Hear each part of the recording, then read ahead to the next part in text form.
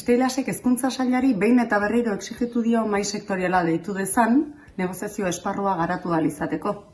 Asteazken honetan izango da bilera, eta Steilasek honako aldarrikapenak eramango ditu 3 bloketan banatuta.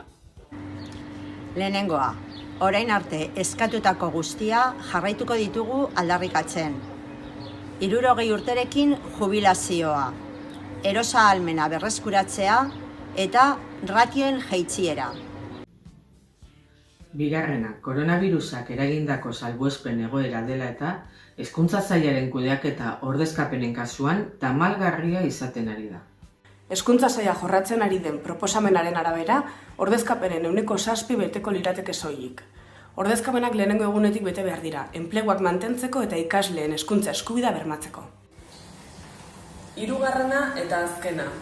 Beste sektoretan ere, mahai negoziatzaileak irekitzea eskatuko dugu. Negoziazioa garatu, sakondu eta adostasunetara iritsi ahal izateko.